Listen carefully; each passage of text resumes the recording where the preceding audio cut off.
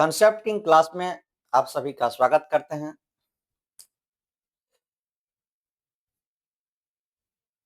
जारे की समय है, इसमें हम लोग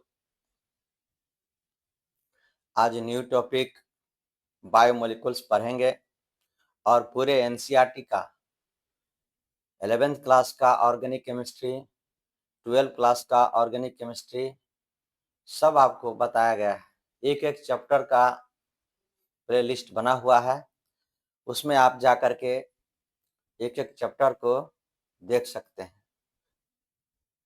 अब आज हम लोग बायोमोलिकुल्स जो बायोकेमिस्ट्री का टॉपिक है उसके बारे में अध्ययन करेंगे, पढ़ेंगे। आप जानते हैं कि जितना भी लिविंग ऑर्गेनिज्म, सजीव जो प्राणी है, वो ग्रो करता है, यानी उसमें वृद्धि होती है और उसमें रिप्रोडक्शन होता है, यानी कि जनन होता है। जितना लिविंग ऑर्गेनिज्म है जिसमें वृद्धि हो और रिप्रोडक्शन हो, सभी में बायोमोलिकुल्स पाया जाता है। जैसे प्रोटीन है, कार्बोहाइड्रेट है, विटामिन्स है, फैट है, न्यूक्लिक एसिड है, ये सभी क्या है? बायोमोलिकुल्स है। और जितना भी लिविंग ऑर्गेनिज्म है वो सभी नॉन लिविंग एटम और मॉलिक्यूल से मिलकर के बना हुआ है। अब एक बात उठ रही है कि जिस भी लिविंग ऑर्गेनिज्म में ग्रोथ होगा और रिप्रोडक्शन होगा, क्या ये लिविंग का सबसे बहुत महत्वपूर्ण गुण है? ऐसा नहीं है। आप कभी कभी देखेंगे कोई बच्चा पैदा लेता है और उसमें ग्रोथ भी नहीं होता है, यानी जितना बड़ा है उतना ही बड़ा वो रह जाता है और उसमें रिप्रोडक्शन भी नहीं होता है, तो क्या उसे हम नॉन लिविंग कहेंगे? नहीं। वैसा जीव जिसमें ग्रोथ रिप्रोडक्शन तो होता ही है, लेकिन उसके अंदर मेटाबॉलिज्म अगर होता है, यानी chemical reaction occurs inside the cell, तभी जाकर के उसको हम लोग लिविंग कह सकते हैं। तो मेटाबॉलिज्म होना लिविंग का सबसे बड़ा गुण है और उसमें मेटाबॉलिज्म होगा तभी जाकर के हम लिविंग कहते हैं। कोई कोई मेल है या फीमेल है, मान लीजिए, उसको कोई संतान नहीं होता है, यानी उसमें रिप्रोडक्शन नहीं है, जनन का गुण नहीं है, तो क्या उसे हम नॉन लिविंग कह देंगे? ऐसा नहीं है। यानी वह जीव जिसमें मेटाबॉलिज्म होता है उसे हम लिविंग ऑर्गेनिज्म कहेंगे। तो बायोकेमिस्ट्री जो है वह रसायन विज्ञान का वह भाग है जिसमें हम लोग living organism and biomolecules like protein, carbohydrates, fat and nucleic acid के बारे में अध्ययन करते हैं। एक एक करके हम लोग देखेंगे।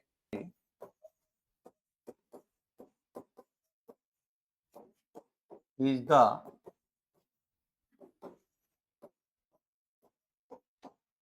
branch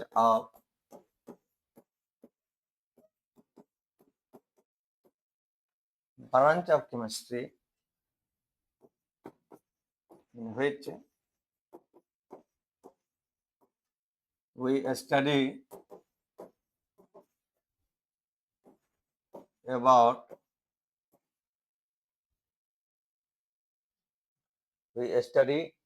about living organism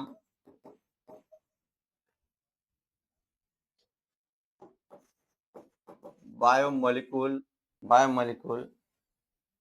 like protein,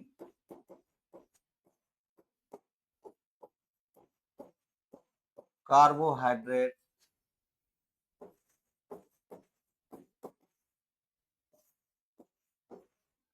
and vitamins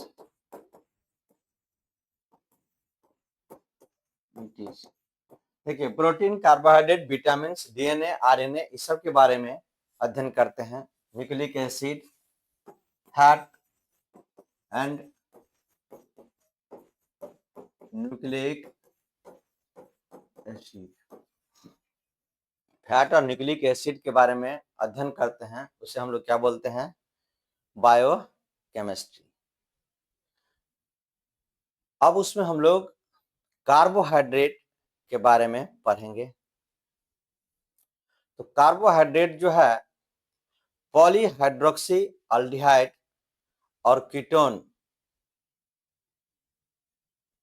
से मिलकर के बना हुआ है, यानी कि carbohydrate is the polyhydroxy aldehyde और कीटोन और substance which gives this on hydrolysis is called carbohydrate, यानी कि वैसा सब्सटेंस जिसके हाइड्रोलाइसिस कराने पर हमको एल्डिहाइड और कीटोन प्राप्त होता है, उसे हम लोग कार्बोहाइड्रेट कहते हैं।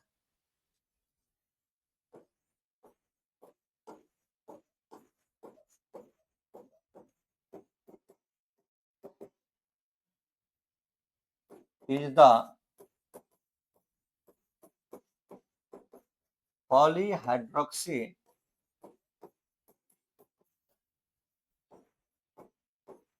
aldehyde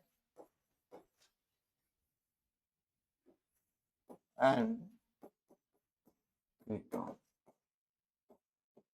पॉलीहाइड्रोक्सी अल्डिहाइड और कीटोन ऐसे कहते हैं। The substance which gives aldehyde और ketone on hydrolysis are called carbohydrates। कहता है कि वैसा सब्सटेंस जो हाइड्रोलाइसिस के बाद अल्डिहाइड और कीटोन देता है, उसे हम लोग कार्बोहाइड्रेट कहते हैं। कार्बोहाइड्रेट में कम से कम एक कायरल कार्बन होना अनिवार्य है। कार्बोहाइड्रेट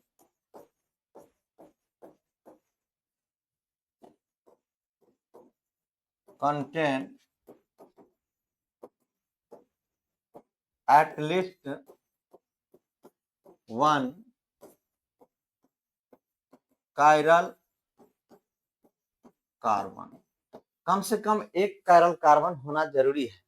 और कायरल कार्बन क्या है ये पहले हम बता चुके हैं, लेकिन फिर भी आप देख लीजिए। जैसे ये कार्बन है, यहाँ पर मान लीजिए ए है, यहाँ बी है, यहाँ डी है, यहाँ ई लगा हुआ है, यानी कि इस कार्बन से चारों एटम और ग्रुप ऑफ एटम जो लगा हुआ रहेगा वो अलग अलग प्रकार के रहेगा, तब उस कार्बन को हम लोग क्या बोलेंगे, कायरल कार्बन। तो कार्बोहाइड्रेट में कम से कम एक कायरल कार्बन होना जरूरी है, ये ध्यान रखना है कि ये मस्ट है कि हाइड्रोकार्बन में एक क्या हो, कायरल कार्बन हो। जैसे एल्केन का जनरल फार्मूला आपको बताए थे, एल्कीन का बताए थे, एल्काइन का बताए थे, उसी तरह से कार्बोहाइड्रेट का भी जनरल फार्मूला होता है CxH2O, CxH2O यहाँ Y है ना, ये जनरल फार्मूला होता है, जहां पर X और Y 3 होगा, 4 होगा, where X and Y is 3, 4, 5, 6 etc, ये नंबर होगा। लेकिन यहां पर अगर देखिए ऐसे C2H2O और यहाँ 2 लिखा हुआ है, इसको हम लिख सकते हैं C2H4O2, है ना। ये कार्बोहाइड्रेट नहीं है, ये एसिटिक एसिड है, acetic acid. CH3 double bond OH, ये क्या है, एसिटिक एसिड है। यहाँ देखिए C2H4O2, C2H4O2, है ना। तो ये ध्यान रखना है, ये फार्मूला में अगर 2 रखते हैं तो ये एसिटिक एसिड होता है, और एसिटिक एसिड कार्बोहाइड्रेट नहीं है, ये ध्यान रखना है। नेक्स्ट पेज की तरफ चलते हैं। एक कार्बोहाइड्रेट है, ये ध्यान रखना है, C6H12O5, जो इस फार्मूला पर सेट नहीं हो रहा है, लेकिन ये है कार्बोहाइड्रेट। इंपोर्टेंट पॉइंट सब है, sugar is carbohydrate which contain, sugar is carbohydrate which contain sucrose। Sugar जो है कार्बोहाइड्रेट है जो क्या रखता है, सुक्रोज, यानी कि चीनी में क्या पाया जाता है, सुक्रोज। बहुत इंपॉर्टेंट है कि सुक्रोज किस में पाया जाएगा, तो चीनी में। शुगर में क्या पाया जाता है, sucrose. Milk contain lactose, milk contain lactose, दूध में क्या पाया जाता है, लैक्टोज। ये ध्यान रखना है कि दूध में क्या पाया जाएगा, लैक्टोज। क्लासिफिकेशन ऑफ कार्बोहाइड्रेट के बारे में पढ़ेंगे। आज का क्लास हम यहीं पर एंड करते हैं। जय हिंद, जय भारत।